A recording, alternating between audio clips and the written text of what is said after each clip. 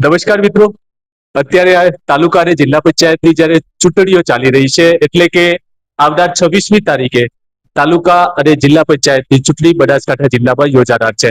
તો જે તમામ પ્રિસાઇડિંગ મિત્રો છે, એમની પ્રિસાઇડિંગ તરીકેની જે તમામ પ્રક્રિયા છે, તો આવો આજે આપણે મામલતદાર કચેરી ખાતે ઈવીએમ જે કનેક્ટિંગ છે, મોકપોલની પ્રક્રિયા છે અને સીલિંગની પ્રક્રિયા છે. તો આપણી સાથે ઉપસ્થિત છે હરેશભાઈ દરજી, સીઆરસી કોઓર્ડિનેટર શ્રી, એ પણ ઈવીએમના માસ્ટર ટ્રેનર્સ અને તજજ્ઞ છે. આપણી સાથે ઉપસ્થિત છે શ્રી દિલીપભાઈ પટેલ, જે નાભીપુરા પ્રાથમિક શાળામાં શિક્ષક તરીકે ફરજ બજાવે છે. તો જે આ તમામ પ્રોસેસ છે, આપણે સરળતાથી મોકપોલની પ્રક્રિયા સમજીશું અને સીયુ અને બીયુની કનેક્ટિંગની પ્રક્રિયા સમજીશું. મામલતદાર શ્રી દાંતીવાડાની માસ્ટર ટ્રેનર્સની ટીમ દ્વારા તાલુકા જિલ્લા પંચાયતની ચૂંટણી અન્વયે ઈવીએમની મોકપોલ પ્રક્રિયા વિશેનો જે વિડીયો બનાવવામાં આવેલ છે, જેમાં બીયુ અને સીયુ કનેક્ટ કઈ રીતે કરવા તેમજ મોકપોલ પ્રક્રિયા કઈ રીતે કરવી તે બાબત બતાવેલ છે. અને મોકપોલના અંતે મશીનને સીલિંગ કઈ રીતે કરવું, આ તમામ પ્રક્રિયા અમારા માસ્ટર ટ્રેનર શ્રી હરેશભાઈ, શ્રી દિલીપભાઈ અને શ્રી આલોકભાઈ દ્વારા સરસ રીતે સમજાવવામાં આવેલ છે. જે વિડીયો આપ ધ્યાનથી જોઈ લેશો તો ચૂંટણી મતદાનના દિવસે તમને કોઈ તકલીફ નહીં થાય, માટે ધ્યાનથી આ વિડીયો જોઈ લેવા મારી વિનંતી છે. નમસ્કાર મિત્રો, આજે આપણે જોઈશું મતદાન પ્રક્રિયા માટે સીયુ અને બીયુ એટલે કે વીજાણુ મતદાન યંત્રથી કેવી રીતે ચૂંટણી પ્રક્રિયા કરી શકાય. એમાં બે વિભાગ છે, એક કંટ્રોલ યુનિટ છે જેને આપણે સીયુ કહીએ છીએ, અને આ જે પેટી છે એ બેલેટ યુનિટની પેટી છે. હવે આ બેલેટ યુનિટ અને કંટ્રોલ યુનિટની અંદર પણ યોગ્ય કળથી આપણે ખોલવાની થાય છે, જે અહીંયા બે છેડા થોડા પ્રેસ કરી અને પછી પેટી ખોલવાની થાય છે. પેટીમાં પણ યોગ્ય જગ્યાએ જ એની ગોઠવણી હોય છે, જે યોગ્ય જગ્યાએ મૂકવાની હોય છે. આ છે કંટ્રોલ યુનિટ છે. કંટ્રોલ યુનિટ ઓન ઓફ કરવા માટે પાછળ સ્વિચ આપેલી હોય છે. આ સ્વિચની અંદર પણ જે સ્વિચ માટેનો ભાગ ખોલવા માટે થોડુંક પ્રેસ આપીને ખોલશો તો સરળતાથી ખુલી જશે. અહીંયા આપણે ઓન કરવાનું થાય છે. જ્યારે ઓન કરીશું ત્યારે અહીંયા આ પ્રકારનો સ્ક્રીન આપને જોવા મળશે. હવે આપણે જોઈશું કે જે મોકપોલની પ્રક્રિયા બાબતે કઈ રીતે કામ કરવાનું થાય છે. એમાં જોઈશું તો અહીંયા બે સેક્શન આપેલા છે. આ છે એ કેન્ડિડેટ સેક્શન છે, જે તમને અહીંથી સરનામા ટેગ સાથે સીલ બંધ આપેલું છે. આ વિભાગને તમારે અડવાનું રહેતું નથી. જ્યારે આ નીચેનો ભાગ છે એ છે રિઝલ્ટ સેક્શન. રિઝલ્ટ સેક્શન ખોલવા માટે અહીંયા બાજુમાં થોડું પ્રેસ કરીને તમે કરશો તો સરળતાથી ખુલી જશે. સીધે સીધું ખેંચવા જશો તો ઝડપથી નહીં ખુલે. આ છે રિઝલ્ટ સેક્શન. રિઝલ્ટ સેક્શનની અંદર પણ આપણે જ્યારે રિઝલ્ટનો ભાગ ખોલવાનો થાય ત્યારે બંને એક અંગૂઠો અને આંગળીથી અંદર થોડું પ્રેસ કરીને ઉપર કરીશું તો સહજ રીતે આ ભાગ ખુલી જશે. આ ભાગની અંદર તમારે પ્રિન્ટ વાળા બટનને ક્યારેય અડકવાનું નથી. અહીંયા જે મોકપોલની પ્રક્રિયા માટે આપણે કંટ્રોલ યુનિટને બેલેટ યુનિટ સાથે જોડવું પડે છે. હવે જોઈશું બેલેટ યુનિટની વાત. બેલેટ યુનિટની અંદર પણ જો યોગ્ય રીતે જ્યાં ગોઠવવાનો ભાગ છે ત્યાં જ આપણે મૂકીશું અને એનો વાયર યોગ્ય રીતે ગોઠવીશું તો જ એ પેટી બંધ થશે. બરાબર. અને હવે આપણે આ બેલેટ યુનિટને કંટ્રોલ યુનિટ સાથે જોઈન્ટ કરવાનું રહેશે. એમાં આપણે જોઈશું તો અહીંયા લાલ ભાગ અને કાળો ભાગ બે આપેલા છે. લાલ ભાગ છે લાલ સાથે અને કાળો ભાગ છે કાળા ભાગની સાથે.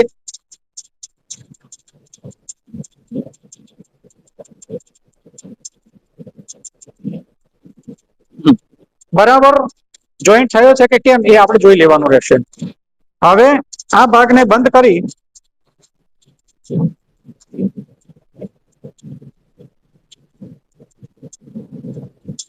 ઓન ઓફ કરવાનું રહેશે.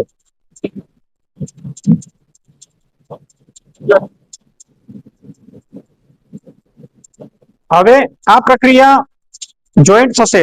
જો બરાબર આ જોઈન્ટ થયું નહીં હોય તો તમને લિંક એરર બતાવશે. લિંક એરર બતાવે ત્યારે સમજવું કે તમારે આ છેડાનો ભાગ બરાબર જોઈન્ટ થયો નથી, તો ફરી વાર એને યોગ્ય રીતે તમારે જોઈન્ટ કરવાનો રહેશે.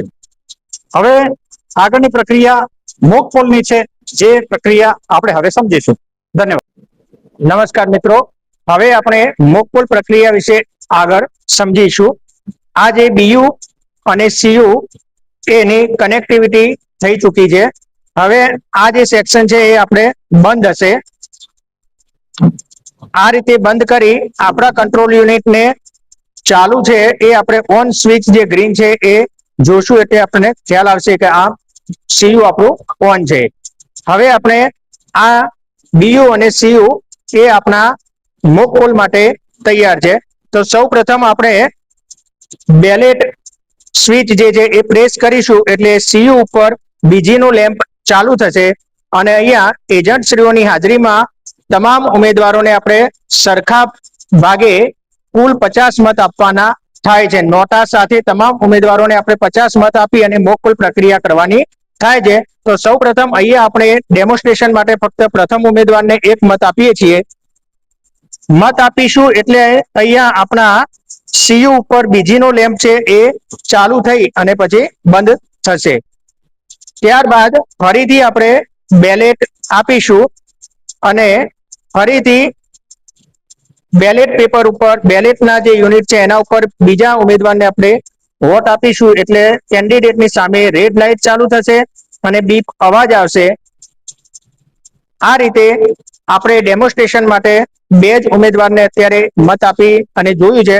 પરંતુ તમારા પ્રિસાઇડિંગ ઓફિસર મિત્રોને ખાસ વિનંતી કે આપે મોક પોલ પ્રક્રિયા દરમિયાન એજન્ટશ્રીઓની હાજરીમાં નોટા સાથે તમામ ઉમેદવારોને 50 મત સરખા ભાગે, દાખલા તરીકે 5 ઉમેદવાર છે નોટા સાથે તો દરેક ઉમેદવારને 10-10 મત આપી અને એજન્ટશ્રીઓની હાજરીમાં મોક પોલ પ્રક્રિયા કરવાની થાય છે અને એજન્ટશ્રીઓને વિશ્વાસ અપાવવાનો છે કે આપની જોડે જે બીયુ અને સીયુ છે એની અંદર સંપૂર્ણ તટસ્થ રીતે આપણે જેને મત આપીએ છીએ એ જ ઉમેદવારને મત જાય છે.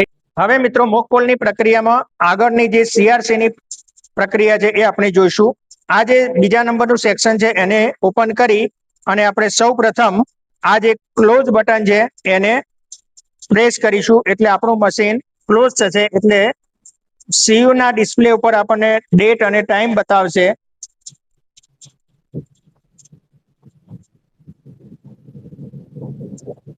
ત્યારબાદ સીયુ નો સિરિયલ નંબર આપણને ડિસ્પ્લે થશે.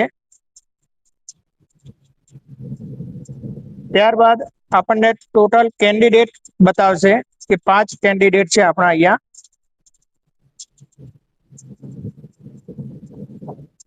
આપણે ટોટલ 2 વોટ આપેલા છે.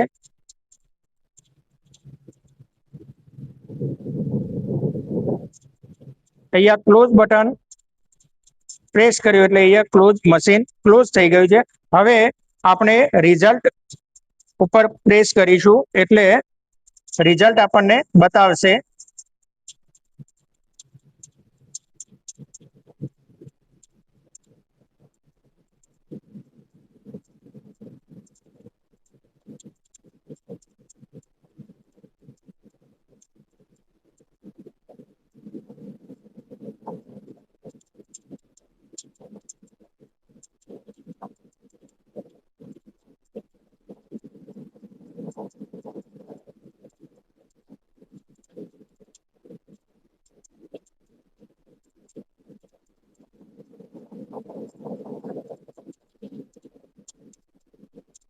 ટોટલ વોટ 2 છે.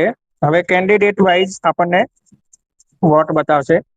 આપણે જે પ્રથમ ઉમેદવારને 1 મત આપ્યો હતો તો 1 મત, ત્યારબાદ બીજા ઉમેદવારને 1 મત આપ્યો હતો તો 1 મત. આ રીતે આપણે ફક્ત 2 જ ઉમેદવારને મત આપેલા છે. પરંતુ આપણે જ્યારે એજન્ટશ્રીઓની હાજરીમાં મોક પોલ કરીએ ત્યારે તમામ ઉમેદવારને સરખા ભાગે મત આપી અને વિશ્વાસ અપાવવાનો થાય છે.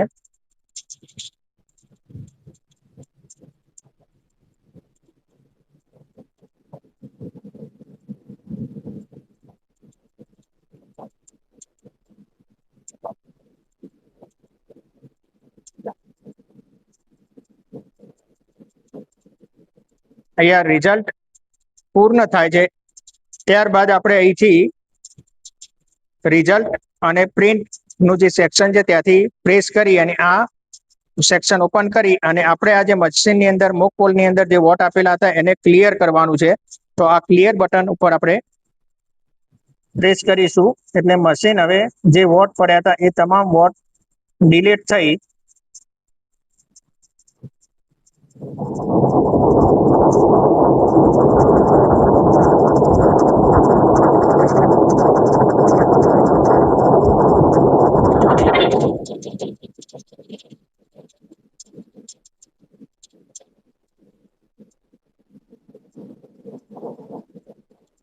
તો આ રીતે તમામ મત આપણા આ મશીનની અંદર આપ્યા હતા એ ઉમેદવાર સાથે એક એક ઉમેદવારને આપણે જોઈ શકીએ છીએ કે પ્રથમ ઉમેદવારને 0 મત એટલે કે બીજા ઉમેદવારને આપણે જે મોક પોલમાં 1 મત આપ્યો તો એ પણ આપણે જોઈ શકીએ છીએ કે 0 થયો છે. આ રીતે તમામ ઉમેદવારને આપણે 0-0 મત અહીંયા દેખાશે. હવે ત્રીજા ઉમેદવારને પણ 0 મત છે, 0 મત છે. ચોથા ઉમેદવારને પણ 0 મત છે.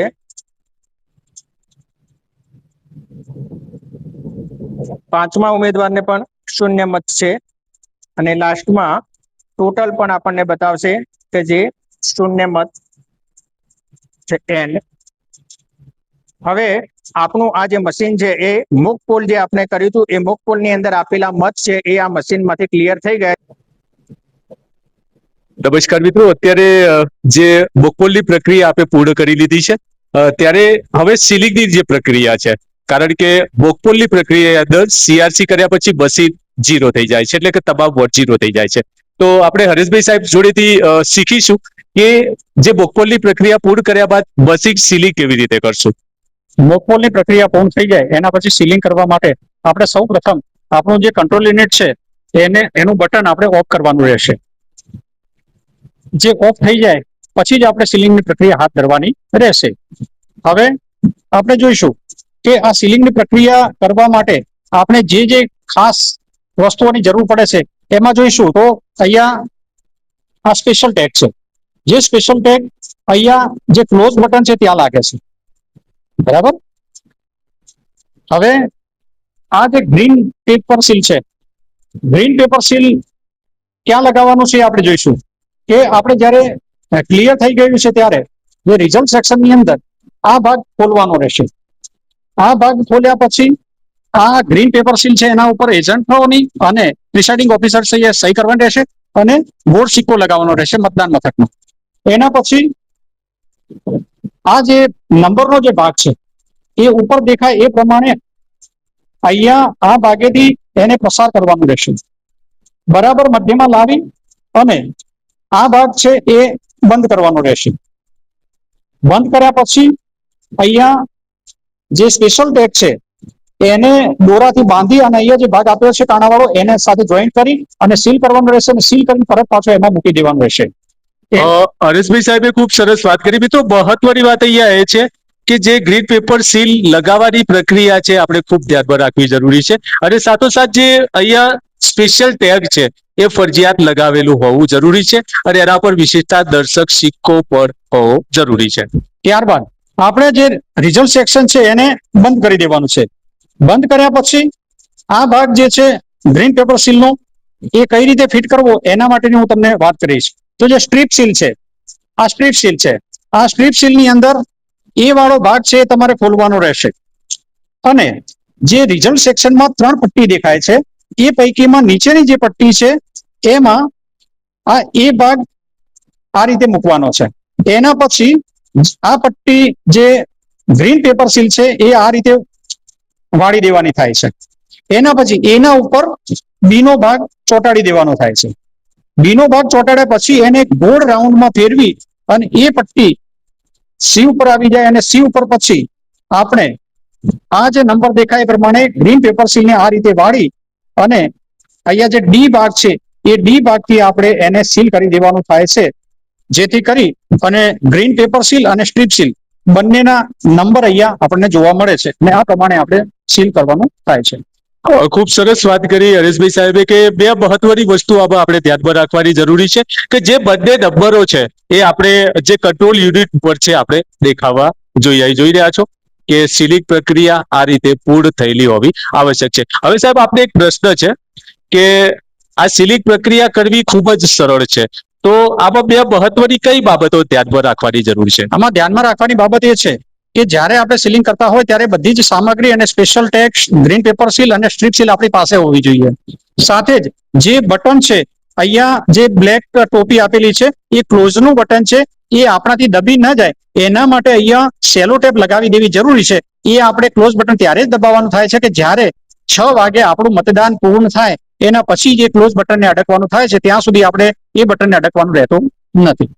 તો ખૂબ જ સરસ રીતે આ સુંદર પ્રક્રિયા જે છે, જે ચૂંટણીની પ્રક્રિયા છે, એટલે કે ત્યાંની સીલિંગ પ્રક્રિયા છે, અહીંયા પૂર્ણ થાય છે. મિત્રો, આ પ્રક્રિયા પૂર્ણ થતા તમે જે પણ સ્પેશિયલ ટેગ, સરનામા tag, strip seal, green paper seal વાપરી હોય એના નંબર આપની ડાયરીમાં અવશ્ય નોંધી દેશો, કારણ કે આ વિગતો આપણી જે વિગતો હશે એમાં, જે પત્રકો હશે એમાં લખવાના થશે. તો આ સીલિંગ થયા બાદ આપણે જે સ્ટ્રીપ અને પેપર સીલ લગાવ્યા પછી અહીંયા જે રિઝલ્ટ સેક્શન છે એના બાજુના ભાગે સરનામા ટેગ દોરાથી ફિટ કરી અને ત્યાં પણ આપણે લાખનું સીલ મારવાનું રહેશે. અને એના પછી આપણે સમગ્ર દિવસ દરમિયાન બેલેટ આપીશું, બેલેટ બટન દબાવીશું, જેથી કરી અને મતદાર મત આપી શકશે. અને જ્યારે પણ આપણે આંકડાકીય માહિતી જોઈએ કે કુલ કેટલા મત થયા છે, તો એના માટે ટોટલનું બટન છે, ટોટલનું બટન ગમે તેટલી વાર પણ આપણે એને દબાવી અને એ ટોટલ આપણે જોઈ શકીએ છીએ. આખો દિવસ દરમિયાન બેલેટ આપી અને આપણે મતદાન અપાવી અને આપણા મતદાનની પ્રક્રિયા ખૂબ સારી રીતે પરિપૂર્ણ કરી શકીએ છીએ. ધન્યવાદ. તો આપણે માત્ર બેલેટ અને ટોટલ, અને જ્યારે મતદાન પૂરું થઈ જાય એટલે કે 6 વાગી જાય એટલે આપણી પ્રક્રિયા પૂર્ણ થાય ત્યારે આપણે ક્લોઝ બટન દબાવીને સીલિંગ પ્રક્રિયા પૂર્ણ કરીને આપણું મતદાન પૂર્ણ થયેલું ગણાશે. આભાર.